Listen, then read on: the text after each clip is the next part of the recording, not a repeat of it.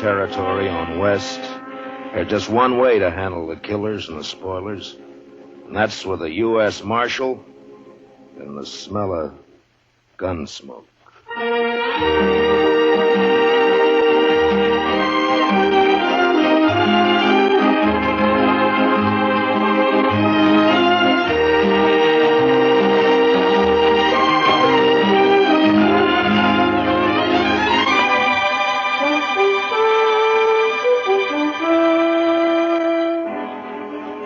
Gunsmoke, the story of the violence that moved west with young America. The story of a man who moved with it. Matt Dillon, United States Marshal.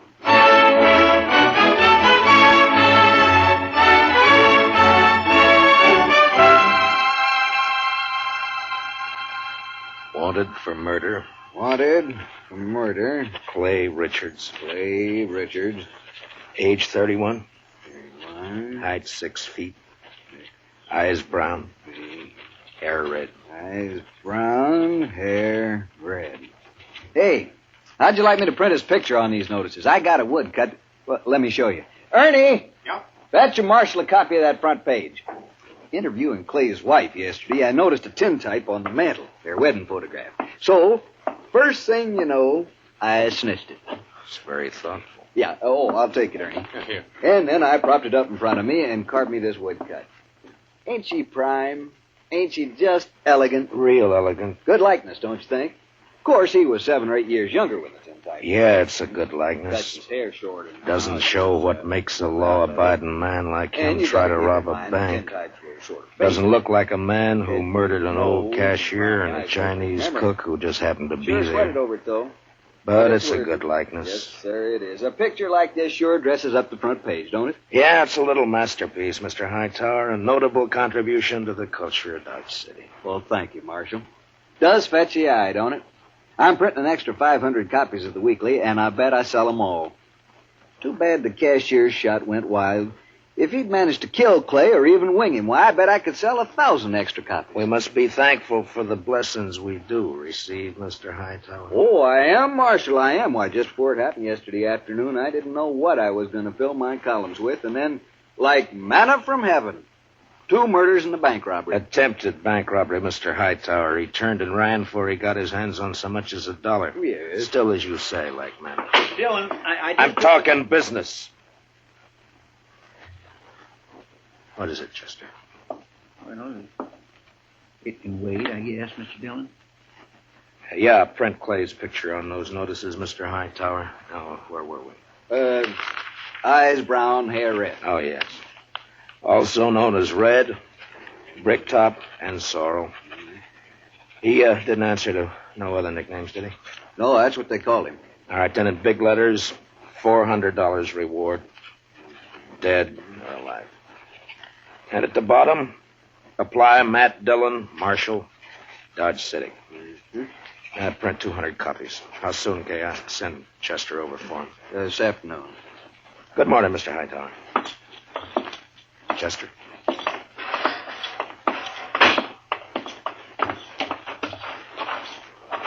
Think those posters will do any good? Richards is probably over the line into Oklahoma or Colorado by now. That strawberry roan of his is the fastest in the county. He has no money. He panicked and ran out of the bank before he got a penny. I think he'll try to get help from his wife or brother or a friend the first chance he has, maybe tonight. I say he's around here somewhere.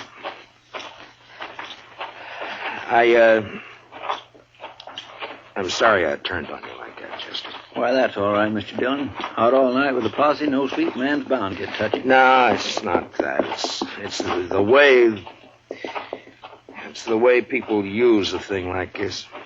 The men riding posse last night, they enjoyed it as though they were hunting fox or possum. Hightower back there, he acts like it was a birthday treat, specially gotten up for him.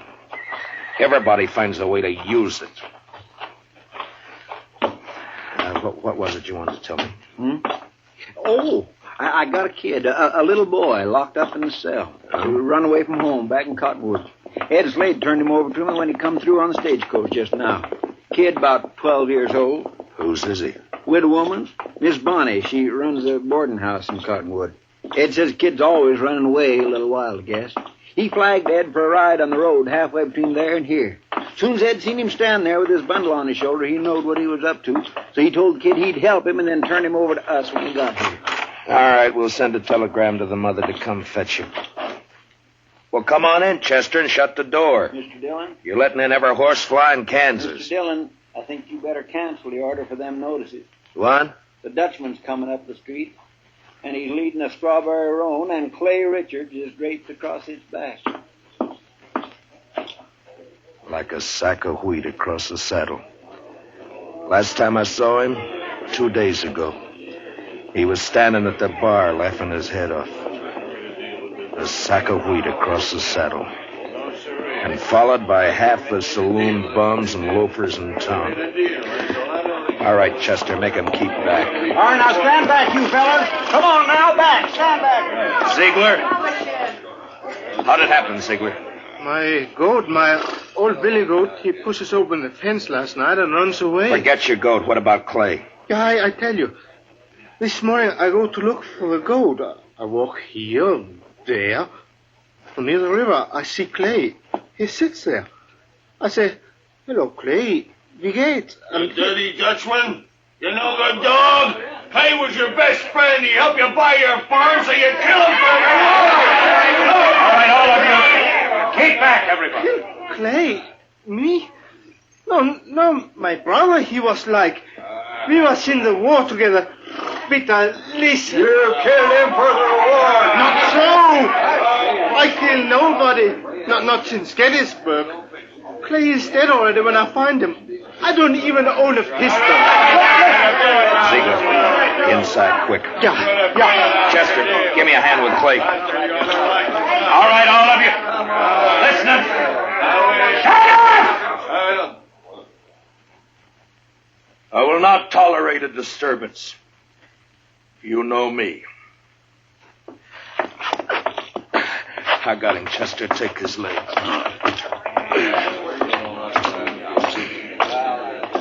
All right, kick the door shut. Marshal, I don't kill Clay. On this table, Chester.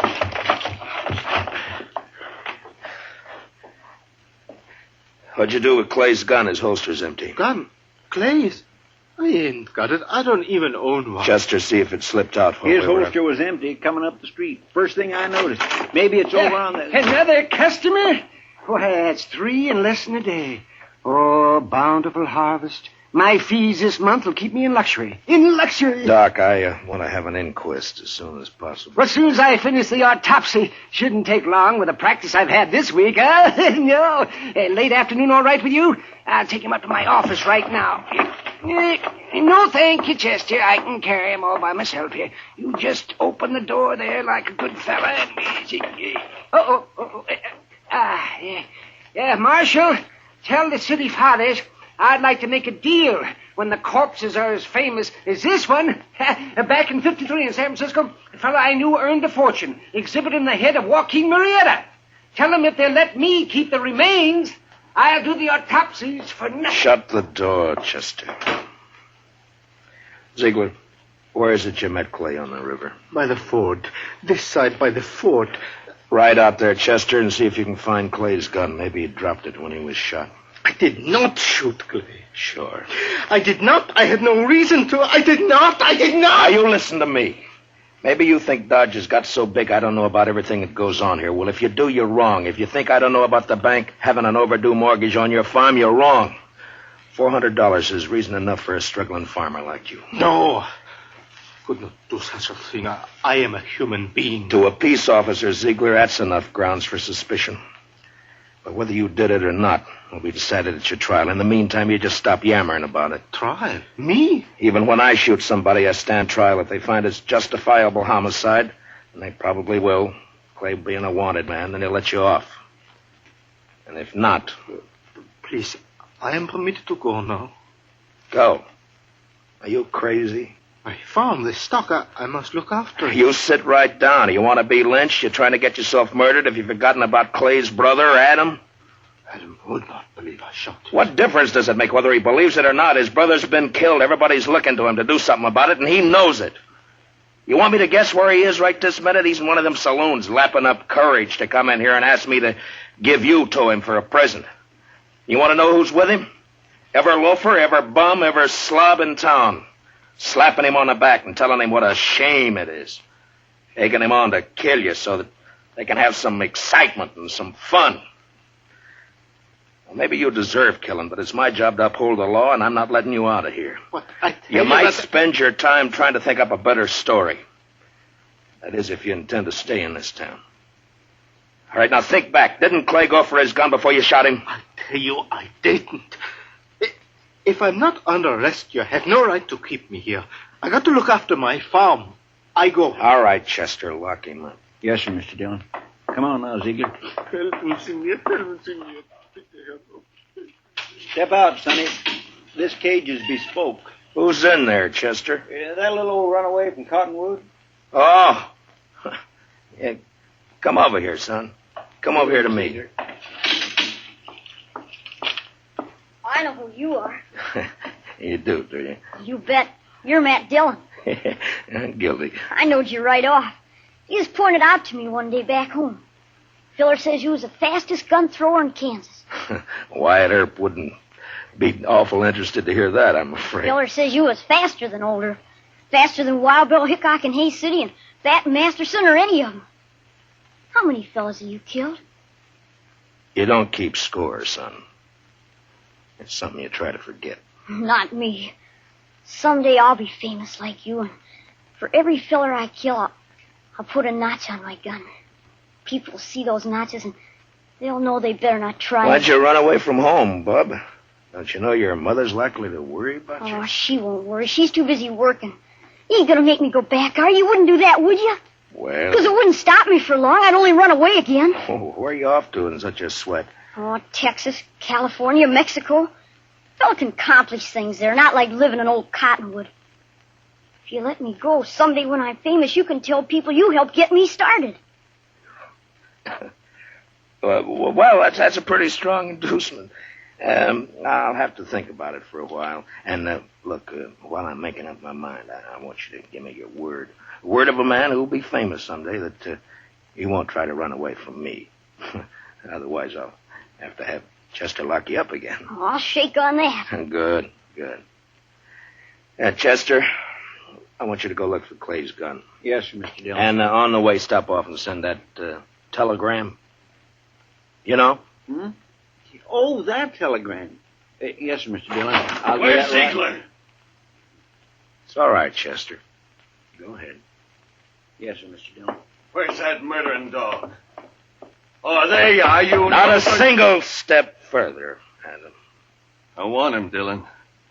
He murdered Clay, shot him down without giving him a chance. How do you know? Because Clay wouldn't have let anyone catch him off guard except a friend. A friend. And now, Dillon, give me that Dutchman. Try to take him. It's like that? It's like that. And it's true what the fellas say. You made a deal with the Dutchman to give him the reward and to protect him if he'd kill Clay for you. That was the deal, was it? Yeah. The fellas say why I'd make such a deal? Dillon, it ain't no longer a secret around town that you and Francie want each other. But Clay was in the way. You had him killed so you could get his wife. Do you deny it? No. It'll serve as well as any other crazy story to work you up. You think you're safe behind that star, don't you? Well, Clay had friends, lots of them. I'm coming back with them friends, and we'll get the Dutchman and you and anyone else who tries to stop us. All right, Adam. I'll be waiting. Yeah. You wait.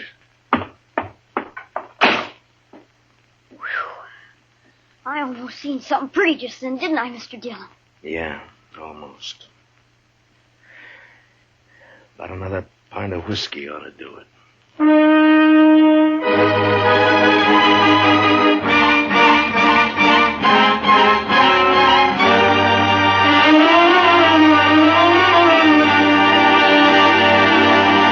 We will return for the second act of Gunsmoke in just a moment, but first, many radio shows win high popularity with the prizes and cash they give away, but there's one show that's tops because the head man gives away as little as possible. What other radio program could it be but The Jack Benny Show, so be listening. Here's the second act of Gunsmoke.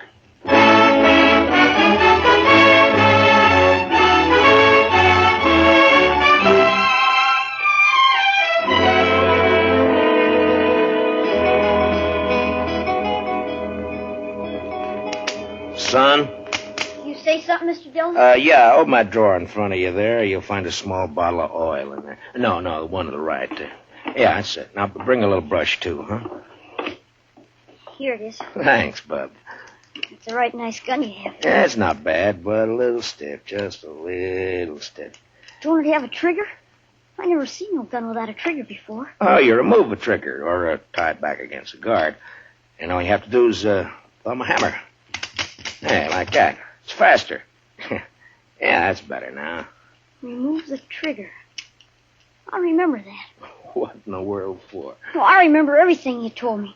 About the Texas holster and the spring holster and the double roll and filing off the sight. It's just me, Mr. Dillon. Oh, any luck, Chester? No, sir, not any. I went to the store first and asked Mr. Denton what kind of ammunition Clay Richards used to buy, and he told me Clay had a double-action 44. I scoured that riverbank a half-mile each way from the ford, and not a sign of it. I got that telegram off. You know who ought to be here pretty soon. It's only 7-8 miles from... Is that fire in town? Funeral services for Mr. Grinnell, the cashier. So soon? It's awful hot weather. Yeah. Any of your guns need oiling, Chester? I don't think so. You sure? When Adam left, he said he'd be coming back with some friends. I know. I stopped at the Oliver Gantry just now to rinse out my mouth. Adam was there talking mighty ugly and mighty big. He's got a sizable following. When do you think? Any minute now, Mr. Dillon. Want me to take Bob out of here to one of the hotels, maybe? I want to see No, it. I think you'll be safer here, Chester, behind stone walls and dodging about the streets rubbernecking. You keep your head down, Sonny. You hear? There's a... Matt, I gotta talk to you. She ought to be in mourning. If she cared for Clay at all anymore, she ought to be in black. Matt, Oh, Lord, I find her more beautiful all the time. Matt, have you heard what they're saying? What are they saying, Francie? That you and me, that you made Pete Ziegler kill him because I'm sorry that got back to you, Francie. it's all over Dodge. Adam almost strangled me before they dragged him off. Francie, I didn't shoot Clay. Francie, I beg you, believe me. Shut up, Ziegler. Shut up or I'll pump you to death! Francie is just one of those crazy stories. They needed one and they made one up. But, Matt, everyone believes it. On my way down here, people were pointing, whispering. Old women clucking their tongues at me. They believe it. They'll forget it as soon as this is over. They'll remember that even if we once did go with each other, it was finished and done with even before the war ended, before you even met Clay. No, they won't forget it. For the rest of my life, as long as I stay here, Hold it a minute, Francie. Yeah, Doc, what is it? Oh, am I interrupted? What is it, Doc? Our Topsy's finished. I examined his liver and lights his... This is Mrs. Richards, Doc. Oh, I beg your pardon, ma'am. I'm sure I meant no disrespect for the departed. Well, Clay was shot all right, but from the nature of the wound and the coagulation of the blood, I'd say it happened sometime yesterday. I'd say the cashier's bullet didn't go wild after all. how could a dead man gallop away? Well, the wound wasn't what killed Clay. The ball hit the rib case and it bounced off. 22 caliber it was. And what did kill him was the stab in the back, right through the spine, inflicted sometime this morning. Now, near as I can judge, by a small blade, 2 or 3 inches long. It could have been a Barlow knife. Thanks, Doc. Please accept my condolences, Mr. Richard. You call the inquest anytime you're ready, Marshal. Chester, close the door. You see, I didn't do it. I didn't shoot him. All right, I told then you that stabbed him, maybe. You said you never carried a gun. Look, Francie, go home and give matters a chance to simmer Matt, down. I'm going to ask you for something. Yeah? Turn Pete Ziegler out into the street. What? Francie, they're itching to get their hands on him. Let him have him. It'll prove that story's a lie, that you didn't make a deal with him. Please, Matt, I have to live here. Hear me, I have to live here. Matt? Matt? Don't look at me like that. Go home, Francie. Go home or leave town or hang yourself or anything you like. Just go away. Away! Right now.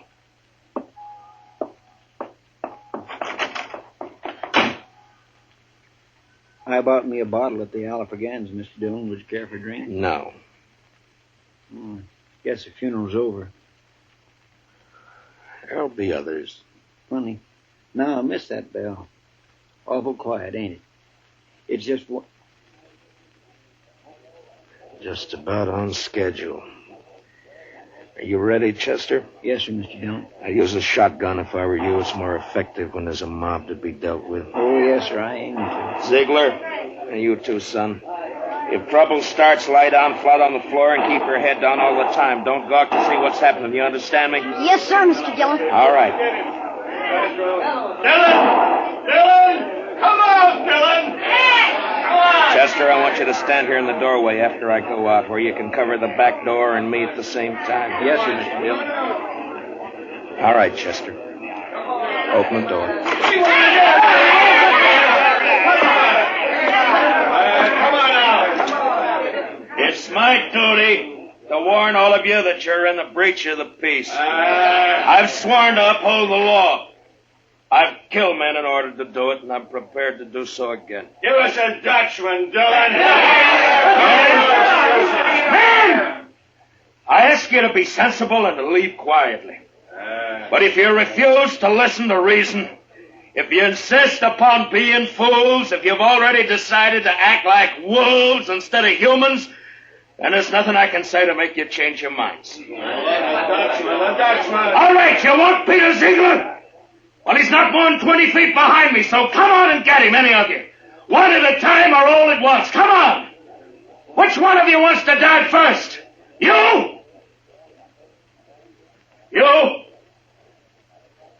You, Adam? Well, what do you say, Adam? You let him here. Don't let this star on my coat stop you. Come on. There, I'm not wearing it now. Well, come on, draw, Adam, draw.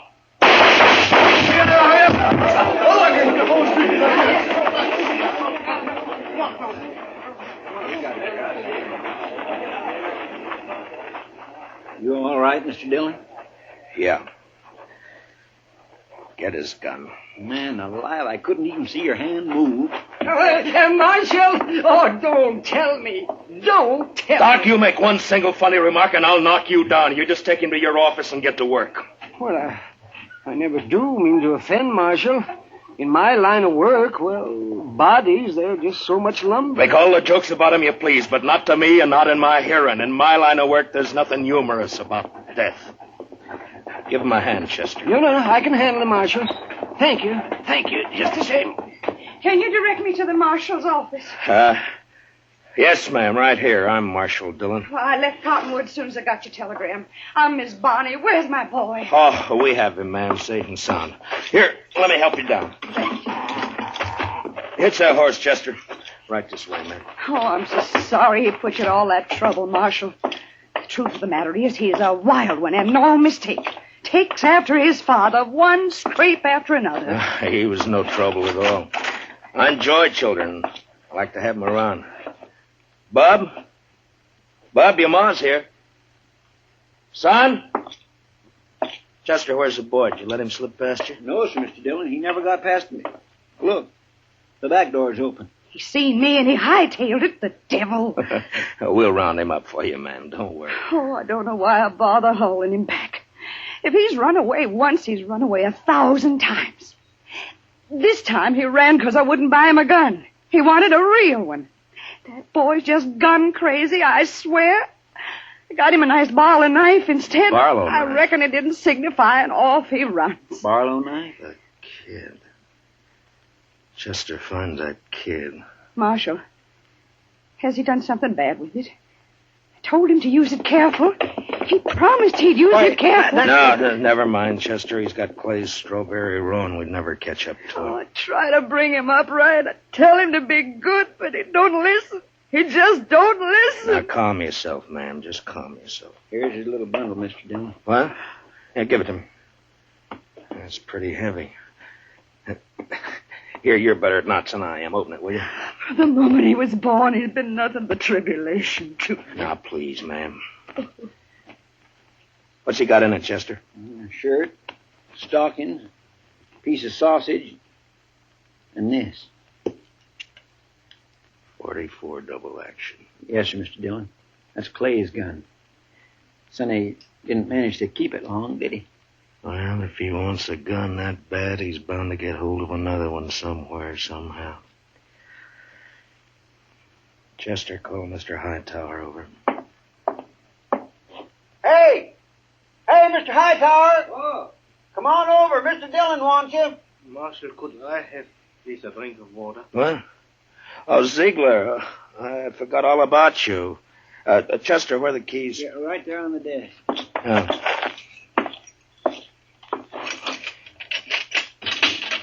There we are. It'll be safe for you to go home now. I can go back by the farm. Yeah, that's right. I'll send for you for the trial. Oh, danke schön. Danke schön. Watch where you're going, you dumb... Excuse me. Bitte. Yes, Marshal. Mr. Hightower, it appears that we can do business after all. Get some paper and a pencil. I want some notices printed. Fire away. Wanted for murder. Wanted for murder. What's the boy's name? Bonnie. William Bonnie. William Bonnie. William Bonnie. Age 12. Height about 5 feet. Hair light, eyes blue. Mm-hmm. I don't suppose he's known by any other name. I know. Everybody just called him Billy. Or the Kid. Also known as Billy. The Kid.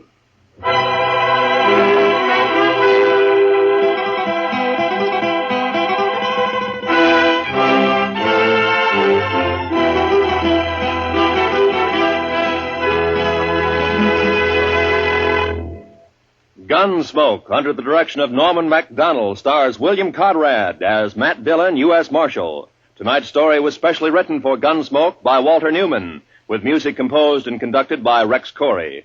Featured in tonight's cast were Don Diamond, Parley Bear, Harry Bartell, and Howard McNear, with Richard Beals, Paul Dubov, Georgia Ellis, and Mary Lansing. Join us again next week as Matt Dillon, U.S. Marshal, fights to bring law and order out of the wild violence of the West in Gunsmoke.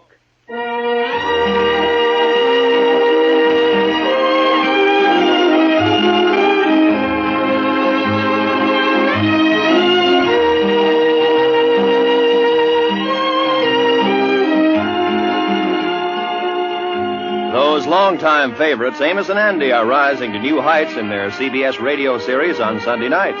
Heard on most of these same stations, Amos and Andy find trouble as constantly as ever and make it just as funny and as human as they have for more than 20 years. Be sure to hear Amos and Andy this Sunday, won't you? Right after the Jack Benny Show. This is Roy Rowan speaking. And remember, there's fast, funny quizzing on The Bob Hawk Show every Monday evening.